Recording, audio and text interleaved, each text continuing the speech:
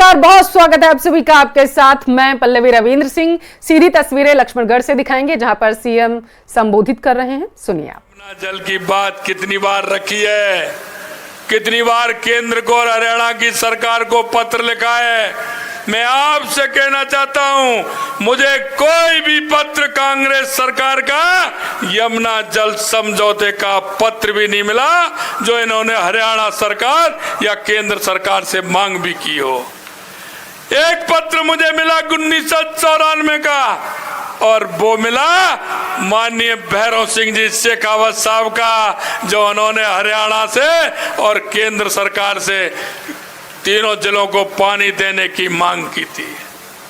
मैं आपसे इसलिए कहना चाहता हूं, ये लोग गरीबी के नाम पर वोट मांगते हैं, ये लोग यमुना समझौता के नाम पर वोट मांगते हैं, ये लोग झूठ के नाम पर वोट मांगते हैं। मित्रों, कांग्रेस ने भ्रष्टाचार के अलावा इस प्रदेश को कुछ नहीं दिया, इस देश को कुछ नहीं दिया। कांग्रेस भ्रष्टाचार की जड़ नहीं है, और कांग्रेस लूट और झूठ के आधार पर चलने वाली यह सरकार है।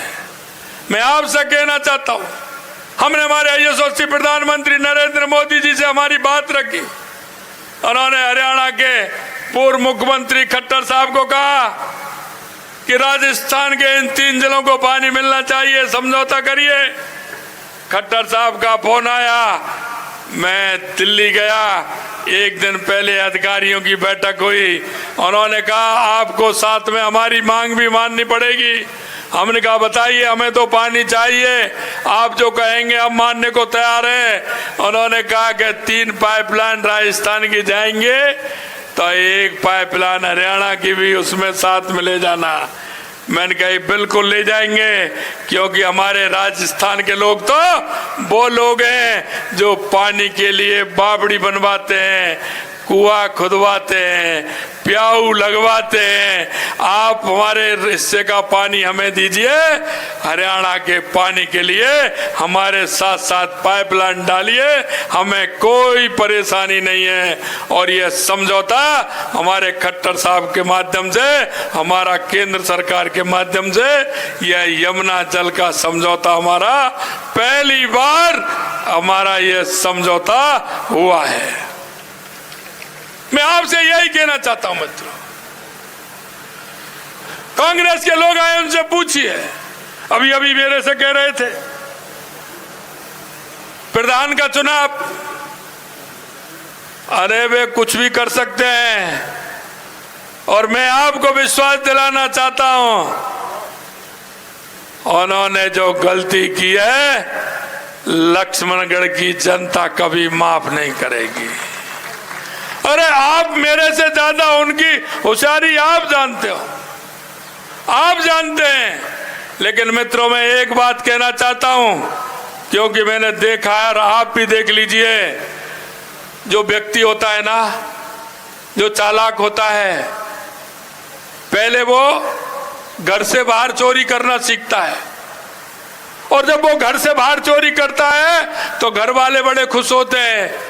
लेकिन उनको ये पता नहीं होता है कि लास्ट में जब बात आती है तो पहले तो बाहर करता है, और बात आती है तो वो भाइयों के साथ ही करता है, भाइयों के साथ ही करता है। ये आप मान लीजिए।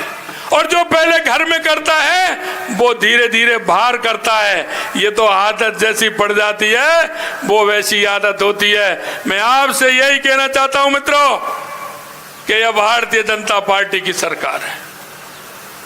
आपसे जो एक एक वादा हमने किया है, एक एक संकल्प पत्र में जो हमने राजस्थान की जनता से वादा किया है, एक एक वादे को हम पूरा करेंगे, ये हम आपको विश्वास दिलाते हैं। हमने आपसे वादा किया था कि हम पेपर लीक हुए उसकी एसआईटी गठित करेंगे, एसआईटी गठित कर दी। काम भी आप देख रहे होंगे किस तरह से काम कर रही है ये। चलिए रुक करेंगे श्रीगंगानगर का, जहां से बड़ी खबर है। युवती सुसाइड मामले में अपडेट सामने आया है। धरने पर बैठे लोगों से प्रशासन अब उन्हें समझाने में जुटा हुआ है। सामलसर में देह शोषण से परेशान युवती ने बताते चले आत्महत्या कर ली थी। पुलिसकर्मी दोषी होंगे तो उनके खिलाफ एसपी ने कहा है कार्रवाई की जाएगी। एसपी गौरव यादव ने शव का पोस्टमार्टम कराने की अपील की है। सूरतगढ़ डीएसपी कार्यालय में प्रदर्शनकारियों और पुलिस की वार्ता जारी है। तो बड़ी खबर आप तक पहुंचा रहे हैं। बताते चलें कि आरोप है कि किसी भी तरीके की कोई कार्रवाई नहीं की गई, जबकि युवती लगातार न्याय की गुहार लगा रही थी और उसके बाद उसने पहले भी आत्महत्या करने का प्रयास किया था, लेकिन बीते दिन उसकी जान चली गई। सूरतगढ़ में जो परिजन हैं उनसे लगातार वार्ता जारी है।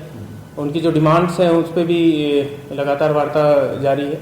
पूर्व में भी मैंने कहा था, अभी भी कह रहा हूँ, यदि कोई भी किसी भी तरीके की शिकायत करता है, कोई जांच देता है, कोई रिटर्न रिपोर्ट देता है, तो उस पर प्रॉपर डिटेल शीघ्र इन्वेस्टिगेशन की जाएगी, जांच की जाएगी और यदि कोई किसी भी तरीके का कोई भी अधिकारी दोषी है तो उसके विरुद्ध कार्रवाई।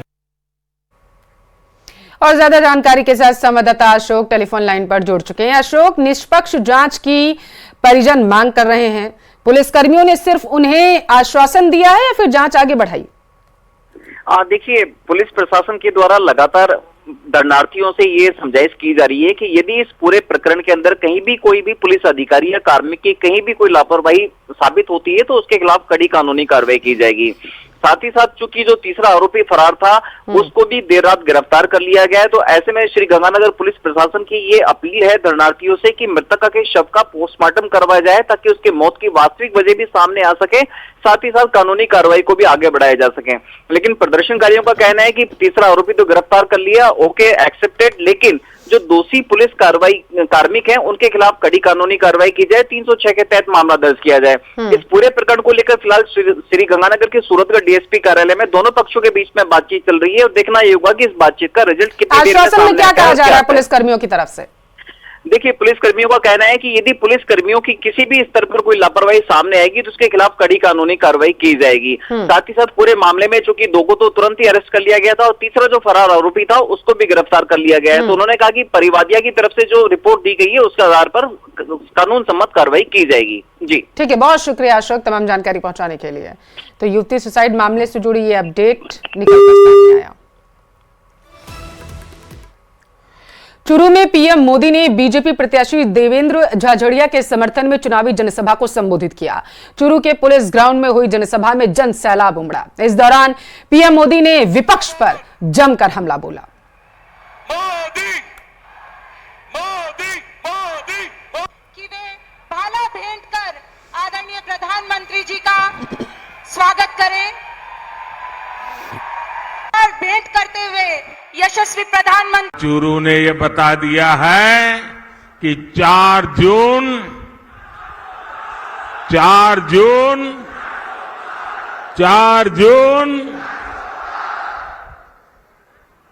और जब मैं चूरू आया हूं तो दिल्ली से नरेंद्र देवेंद्र के लिए आशीर्वाद मांगने आया है और जब नरेंद्र देवेंद्र के लिए आशीर्वाद मांगता है तो आप लोग छप्पर फाड़ करके दे देते हैं। मैंने युवाओं को गारंटी दी थी कि बीजेपी सरकार बनते ही कांग्रेस के पेपर लीक इंडस्ट्री के खिलाफ जांच बिठाई जाएगी। ये गारंटी भी पूरी हो गई है।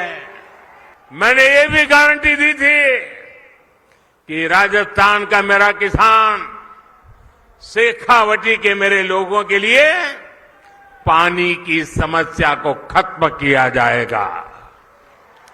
जिस ईआरसीपी प्रोजेक्ट को कांग्रेस ने लटका कर रखा था, हमने उसे न केवल स्वीकृत किया बल्कि तेजी से काम भी जारी है। इससे पीने के पानी और लाखों हेक्टेयर जमीन को सिंचाई का भी लाभ मिलेगा। हमने हरियाणा से समझौता करके शेखावटी में पानी लाने का रास्ता भी साफ कर दिया है। काम कितना भी क्यों न हुआ हो, औरों की तुलना में अनेक गुना हुआ हो, लेकिन मोदी के मन की बात में आज चूरू में बता देता हूं, बता दूं देखिए जो अब तक हुआ है ना, वो तो ट्रेलर है, ट्रेलर।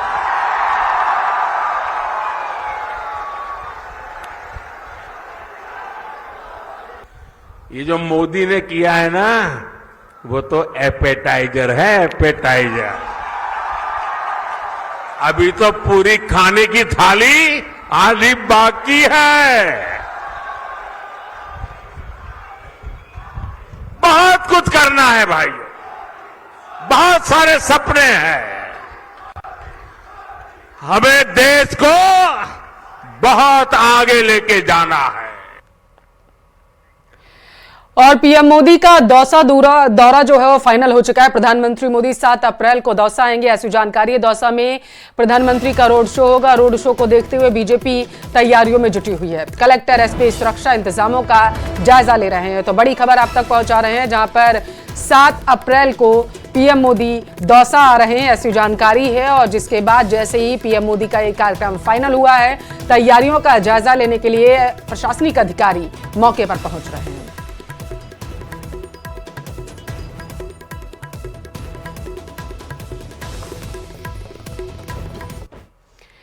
पीएम मोदी कल यानी 6 अप्रैल को एक बार फिर से अजमेर के पुष्कर में एक जनसभा को संबोधित करेंगे। पीएम की रैली को लेकर पुष्कर मेला ग्राउंड में तैयारियां अब जोरों पर हैं। इस रैली में हजारों कार्यकर्ता सभा में शामिल होंगे। जल संसाधन मंत्री सुरेश रावत ने इसके लिए पुष्कर में मोर्चा संभाल रखा है। मंत्री सुरेश रावत ने कहा है कि ब्रह्म की नगरी पुष्कर से देश से मैसेज जाता है, इसलिए यहां पहली बार चुनावी सभा आयोजित हो रही है। यही नहीं, उन्होंने अजमेर नागौर के साथ साथ राजस्थान की सभी 25 सीटें बीजेपी जीतेगी ये कहा। लोकसभा चुनाव की चौसर बिछ चुकी है और तमाम राजनीतिक पार्टियां अपने प्रचार में जुट चुकी है। अजमेर में कल जो है प्रधानमंत्री नरेंद्र मोदी आने वाले हैं। किस तरह की पुष्कर में तैयारी है, इसे लेकर जल संसाधन मंत्री और स्थानीय विधायक हमारे साथ हैं। सुरेश रावत जी, क्या तैयारियां हैं चुनाव को लेकर, और कल प्रधानमंत्री खुद यहाँ आ रहे हैं, कितनी गैदरिंग होगी और कौन कौन सी लोकसभा इसमें शामिल होने वाली है? देखिए, हमारे देश के यशस्वी प्रधानमंत्री जी पुष्कर पधार रहे हैं। सभी कार्यकर्ता रात दिन लगे हुए हैं, तैयारियां बड़ी जोरों पर हैं और हमारा अजमेर शहर और पुष्कर दुल्हन की तरह हम सजा रहे हैं। और माननीय मोदी जी कल पधार रहे हैं। अजमेर लोकसभा और नागौर लोकसभा दोनों के यहाँ लोग आएंगे और संयुक्त रूप से दो लोकसभा की जनसभा को माननीय प्रधानमंत्री जी संबोधित करेंगे। और ये हमारे लिए खुशी का विषय है कि पहली बार कोई देश का प्रधानमंत्री हमारी धर्मस्थली पे एक लोकसभा के चुनाव को लेकर सभा को संबोधित करेंगे। इससे हमारे पुष्कर के सभी कार्यकर्ता उत्साहित हैं। वैसे भी कई बार माननीय मोदी जी यहाँ पुष्कर पधारे हैं, लेकिन जनसभा पुष्कर के अंदर पहली बार संबोधित कर रहे हैं। इससे निश्चित रूप से पूरे देश के अंदर एक अच्छा संदेश आएगा। और कल क्योंकि 6 तारीख है और 6 अप्रैल को हमारा स्थापना दिवस है, तो हमारे लिए एक बहुत ही खुशी की बात है हम कार्यकर्ताओं के लिए, क्योंकि जिस दिन भारतीय जनता पार्टी का हमारा 45वां स्थापना दिवस है, उसी दिन हमारे देश के यशस्वी प्रधानमंत्री हम सबका हौसला अफजाई करने तीर्थराज पुष्कर की धरा पे पधारे हैं। और इसका महत्व तब और बढ़ जाता है जब सृष्टि के रचयिता परमपिता ब्रह्मा जी स्वयं कमल पर विराजित है, कमल पर विराजमान है। और हमारी पार्टी का चुनाव चिन्ह भी कमल है। हम कमल के लिए वोट मांग रहे हैं, तो ये हमारे लिए दिन बहुत ही उपयोगी है। और निश्चित रूप से यहाँ से पूरे देश के अंदर एक नया संदेश आएगा और 400 पार की नई इबादत लिखेंगे। अजमेर क्योंकि ये राजस्थान का हृदय स्थलीय है, देश में भी सेंटर में है, यहाँ का मैसेज पूरे देश में जाता है। तो अजमेर लोकसभा के साथ साथ नागौर के भी लोग आने वाले हैं, और किस किस जो लोकसभा है उनको ये प्रभावित करेगा? देखिए, निश्चित रूप से अजमेर राजस्थान यानी हिंदुस्तान की हृदय स्थली है। और तीर्थराज पुष्कर क्योंकि ब्रह्मा जी की भूमि है, तो यहाँ से पूरे देश के अंदर संदेश जाता है। और ये राजस्थान की 25 की 25 लोकसभा को इफेक्ट करेगी और इससे 25 की 25 लोकसभा में एक नया संदेश आएगा और भारी बहुमत से हम 25 की 25 सीटें जीतेंगे। पेपर लीक मामले में शिक्षा मंत्री मदन दिलावर के बयान पर पीसीसी चीफ डोटासरा ने एक बार फिर से पलटवार किया। उन्होंने कहा है कि शिक्षा मंत्री मदन दिलावर अपना मानसिक संतुलन खो चुके हैं। इस बयान को मैंने अपने वकील को दिया और आवश्यकता पड़ी तो अवमानना का केस उनके खिलाफ दर्ज कराया जाएगा। जब मानसिक संतुलन खो चुके हैं, शिक्षा मंत्री होकर शिक्षा के अलावा जो कुछ उनको गालियां जिसको देनी है वो देते हैं। पहले भी एक दिन किसी गांव में धक्का मुक्की हुई थी, कल एक महिला की उन्होंने धक्का मुक्की की है। अगर ऐसे शिक्षा मंत्री हैं बीजेपी में तो मैं समझता हूं कि अब शिक्षा का क्या हाल होगा, हमारे बच्चों का क्या हाल होगा, ये देखने वाली बात है। मैं उन दोनों बयानों का मैंने मेरे वकील को दिया है।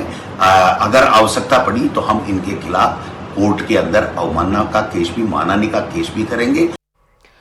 लोकसभा चुनाव को लेकर बीजेपी आला नेताओं ने अपनी पूरी ताकत झोंक रखी है और इसी के तहत भाजपा की वरिष्ठ नेता विजया राहटकर भीलवाड़ा पहुंची। विजया राहटकर ने न्यूज 18 से खास बातचीत करते हुए कहा है कि राजस्थान में हैट्रिक लगने वाली है, प्रदेश की 25 सीटों पर कमल खिलेगा। वहीं गौरव वल्लभ के कांग्रेस छोड़ने के सवाल पर कहा है कि कांग्रेस से सब लोग अब निराश हो रहे हैं। राष्ट्रीय मंत्री विजय राहटकर जी भीलवाड़ा पहुंचे हैं। मुख्यमंत्री भजनलाल शर्मा ने आज दामोदर अग्रवाल के नामांकन में शिरकत की, जनसभा को संबोधित किया है। हमारे साथ विजय राहटकर जी, इनसे बात करते हैं। मैम, कहीं ना कहीं जनता को एक संदेश दिया गया है, भारी संख्या में लोग भी यहाँ पे थे, क्या मायने जाए इसके? अब देखिए, पूरा देश आदरणीय मोदी जी को फिर से चुनकर देने के लिए तैयार बैठा है। प्रधानमंत्री जी ने सभी के लिए बहुत काम किया है, जो काम बताया वो काम किया है और उसके बाद हम जनता के पास आ रहे हैं। तो जनता फिर से चाह रही है कि इस बार वो हैट्रिक बनाए, राजस्थान भी हैट्रिक करेगा। 25 के 25 कमल यहाँ पे खिलाकर माननीय प्रधानमंत्री जी को दिए जाएंगे। कहीं ना कहीं यहाँ पे नेता शामिल हो रहे हैं और कांग्रेस के बड़े नेता कांग्रेस को छोड़ रहे हैं। गौरव वल्लभ ने कांग्रेस छोड़ दिया आज। अब देखिए कि कांग्रेस से लोग अब बहुत निराश हो गए हैं। कांग्रेस ने अनेक साल यहाँ पे सत्ता हासिल कर ली, राज भी कर लिया। इसका उपयोग उन्होंने जनता की सेवा के लिए करना चाहिए था, पर जनता के लिए तो कभी उन्होंने कुछ नहीं किया है। इसीलिए कांग्रेस के नेता आज निराश हो गए हैं और बीजेपी के साथ वो आ रहे हैं। और दूसरी साइड ये भी है कि प्रधानमंत्री जो जिस तरीके से काम कर रहे हैं, इससे लोगों को विश्वास हो रहा है कि अगर इस देश का कोई भला कर सकता है तो वो केवल और केवल हमारे यशस्वी प्रधानमंत्री नरेंद्र मोदी जी ही कर सकते हैं। और इसी विश्वास के साथ लोग आज बीजेपी का दामन थाम रहे हैं। के साथ राहुल कौशिक, न्यूज 18 भीलवाड़ा। लोकसभा चुनाव के घमासान में नामांकन की प्रक्रिया लगातार जारी और इस बीच कोटा से एक खास नामांकन देखने को मिला। कोटा बूंदी संसदीय सीट से किन्नर समाज के प्रत्याशी काजल किन्नर ने अपना नामांकन दाखिल किया। काजल ने भारतीय आम जन पार्टी प्रत्याशी के तौर पर अपना नामांकन भरा है। नामांकन भरने के बाद काजल किन्नर ने कहा है कि वो 20 साल से जनता से जुड़ी, क्या कुछ और कहा उन्होंने, सुनिए आप।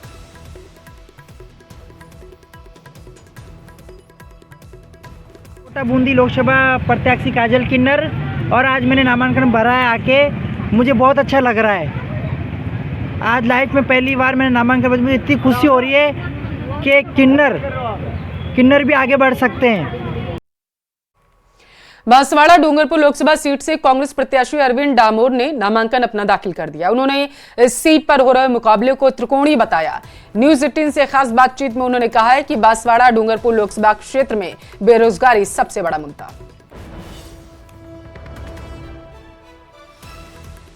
कांग्रेस से बांसवाड़ा डूंगरपुर लोकसभा प्रत्याशी है अरविंद डामोर। उनसे हम जानेंगे कि उन्होंने कल नामांकन भरा है, किस मुद्दों के साथ धरातल पर उतरेंगे और साथ ही ये युवाओं का चेहरा देख रहे हैं तो युवा कितना समर्थन में है, आपसे जानेंगे आप किस मुद्दों के साथ धरातल में उतरेंगे। सबसे पहले आप टीवी चैनल का बहुत बहुत स्वागत और अभिनंदन जो मुझे डिबेट के लिए बुलाया। सबसे पहली बात ये है कि हमारे बांसवाड़ा और डूंगरपुर में सबसे बड़ी अगर ज्वलित समस्या है तो वह है रोज़गार। हमारा यहाँ का लोकल जो युवा बेरोजगार भाई घूम रहा है वो यहाँ से गुजरात की और कभी प्रस्थान करता है, कभी साउथ केरला की तरफ प्रस्थान करता है। तो उस पलायन को हमारी रोकने की सबसे पहली प्राथमिकता होगी। और हम यहाँ पर अगर हमारा कांग्रेस का अभ्यर्थी जीतता है, हम जीतते हैं, कांग्रेस यहाँ पर अपना परचम लहराती है, तो जीतने के बाद हमारा पहला काम यही रहेगा कि यहाँ पर इतना रोज़गार पैदा किया जाए ताकि हमारे बांसवाड़ा डूंगरपुर का युवा दूसरे राज्य में रोज़गार की तलाशी में नहीं जाए, यहीं पे रोज़गार इतना पैदा कर देंगे ताकि यहाँ पे उनका भविष्य बनाए और बांसवाड़ा डूंगरपुर को चमन करें। राजकुमार रोध बोल रहे हैं कि लोकतंत्र बचाना है, कांग्रेस हमारे साथ आए, तो क्या कांग्रेस अकेली लोकतंत्र नहीं बचा सकती? बचा सकती है, नेशनल पार्टी है देश। श्रीगंगानगर का रुख करेंगे जहां 19 अप्रैल को लोकसभा का चुनाव होना है। चुनाव के मद्देनजर खाद्य एवं नागरिक आपूर्ति मंत्री सुमित गोदारा श्रीगंगानगर के दौरे पर रहे। सुमित ने कहा है कि प्रधानमंत्री मोदी ने अपना वादा निभाते हुए पेट्रोल और डीजल के दाम कम किए, वहीं देश विकास की राह पर आगे बढ़ रहा। वे बीजेपी प्रत्याशी प्रियंका बालान के समर्थन में प्रचार प्रसार करने के लिए पहुंचे थे। इस दौरान हमारे संवाददाता ने उनसे खास बातचीत की। आपका हार्दिक स्वागत है अभिनंदन। तो मैं चाहूंगा कि इसके बाद में पत्रकार बंधुओं के पास में जो भी सवाल या सुझाव हो, आप एक एक करके अपने सवाल। श्री गंगानगर लोकसभा क्षेत्र पहुंचे हैं खाद्य एवं नागरिक आपूर्ति मंत्री सुमित गोदारा जी। सुमित गोदारा जी, 19 अप्रैल को लोकसभा चुनाव होने जा रहा है। भाजपा की तरफ से प्रियंका बिलान चुनावी मैदान में है। किस तरह से आपकी कैंपेनिंग चल रही है और किस तरह से आप देख रहे हैं लोकसभा चुनावों को? देखिए, सबसे पहले तो मैं ये कहना चाहूँगा कि भारतीय जनता पार्टी हमेशा नवाचार करती रहती है और आप वो नवाचार आपने देखा होगा महिला को और युवा महिला को जो पार्टी में संगठन में जिन्होंने निरंतर काम किया, चाहे युवा मोर्चा में काम किया हो, चाहे मूल संगठन में प्रदेश मंत्री के दायित्व के नाते काम किया हो, तो ऐसे ऊर्जावान युवा महिला को देखकर महिला सशक्तिकरण और एक ये बदलाव की ओर की पार्टी हमेशा बदलाव की ओर चलती है। तभी पार्टी पूरे भारत में 303 सीटें लेके आई पिछली बार और इस बार हमारा लक्ष्य अब की बार 400 पार का लक्ष्य है। आपने कहा कि भारतीय जनता पार्टी नवाचार करती है और इस बार शायद ये नवाचार मौजूदा सांसद निहाल चंद मेघवाल की टिकट काट कर किया गया, एक महिला प्रत्याशी को चुनावी मैदान में उतारा है। इसके सकारात्मक परिणाम सामने आएंगे या फिर अभी पार्टी के अंदर कहीं ना कहीं छुटपुट नाराजगी भी देखनी पड़ेगी? देखिए, आप ये माने पूरे भारत में जो पिछले वर्तमान जो लोकसभा जिसका कार्यकाल अभी समाप्त होने की ओर अग्रसर है, 303 सांसद है, उसमें लगभग 100 जगह पर बदलाव किया गया है। तो ये पार्टी हमेशा, मैं कह रहा हूँ, नवाचार करते हैं और जब नए लोग आते हैं तो कहीं ना कहीं पुरानों के स्थान पर ही आया जाता है और ये प्रकृति का भी नियम है। तो नए लोग आए और उसका सकारात्मक प्रभाव पड़ रहा है, बिल्कुल, इसमें कोई दो राय नहीं। उदयपुर में डिप्टी सीएम दिया कुमारी टिफिन बैठक में शामिल हुई। टिफिन बैठक में दिया कुमारी ने पार्टी नेताओं और कार्यकर्ताओं के साथ भोजन किया। इस मौके पर डिप्टी सीएम ने कहा है कि टिफिन बैठक से कार्यकर्ताओं में भाईचारे का माहौल होता है, साथ ही आपस में बातचीत से गिले शिकवे भी दूर होते हैं।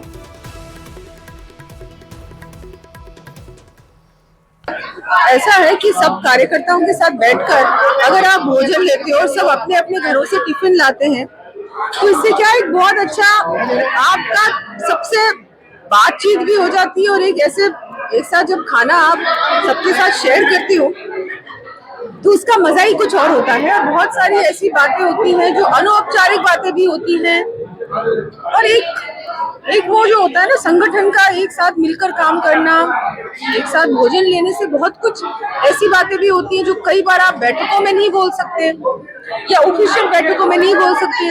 तो ऐसे में आप बहुत सारी बातें होती हैं और कोई गिले शिकवे होते हो।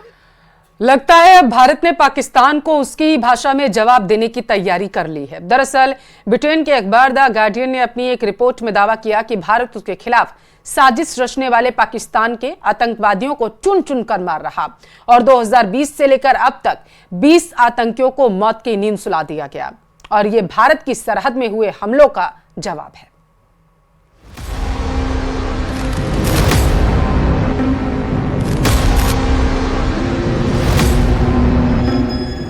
पाकिस्तान की जमीन को अपना घर मानकर आतंक को पांव देने वाले मोस्ट वांटेड आतंकियों की कब्र भी अब पाकिस्तान में तैयार हो रही है। पिछले कुछ सालों में पड़ोसी मुल्क में एक एक कर भारत के दुश्मनों का खात्मा हो रहा है। किसी की संदिग्ध मौत, कोई हादसे का शिकार तो कोई किसी बीमारी के बाद मौत की नींद सो रहा है। वहीं ब्रिटिश अखबार गार्डियन ने दावा किया है कि पाकिस्तान में हो रही इन हत्याओं के पीछे भारत की खुफिया एजेंसी रॉ है। रॉ पर सीधा कंट्रोल पीएम ऑफिस का है, इसीलिए इन हत्याओं का ऑर्डर पीएम मोदी दे रहे हैं। गार्डियन की इस रिपोर्ट्स में दावा किया गया है कि भारत ने पाकिस्तान में कई आतंकियों की हत्या को अंजाम दिया। 2019 के बाद राष्ट्रीय सुरक्षा के लिए विदेशों में हत्याएं कराई गई थीं। पुलवामा हमले के बाद से अब तक करीब 20 आतंकियों को ढेर किया गया है और इस पूरे ऑपरेशन को भारत की खुफिया एजेंसी रॉ ने अंजाम दिया है। इतना ही नहीं, खालिस्तानी आतंकियों की हत्या की साजिश रचने के पीछे भी भारत है। यूएई में बैठे भारतीय खुफिया स्लीपर सेल ने इस पूरे मिशन में अहम भूमिका निभाई है। 2023 में हत्याओं के बढ़ने का श्रेय स्लीपर सेल को दिया जा सकता है। पाकिस्तानी आतंकियों की हत्या कराने में स्थानीय लोगों ने मदद की और इस मदद के बदले इन लोगों को मोटी रकम भी मिली।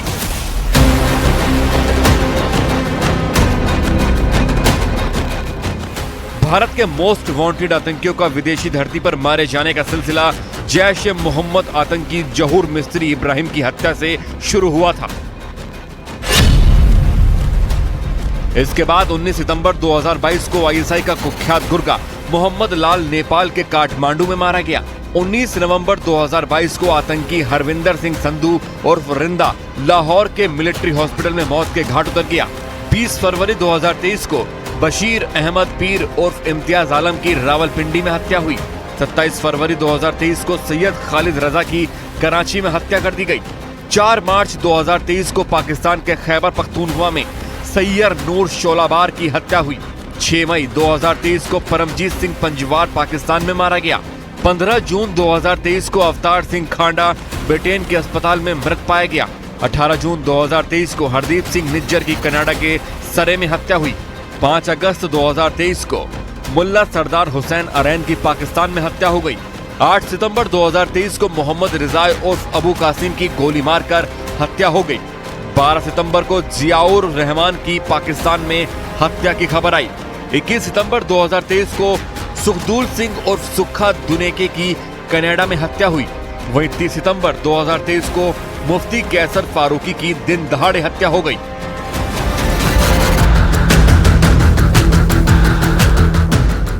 खबर के मुताबिक रॉ ने पुलवामा हमले के बाद विदेशों में छिपे दुश्मनों के खात्मे पर जोर देना शुरू किया था। पुलवामा हमले की वजह से भारत पाकिस्तान के रिश्ते इतने ज्यादा तनावपूर्ण हो गए थे कि युद्ध की नौबत आ पड़ी। युद्ध तो नहीं हुआ, लेकिन आतंकियों को जरूर 2 गज जमीन का टुकड़ा नसीब हो गया।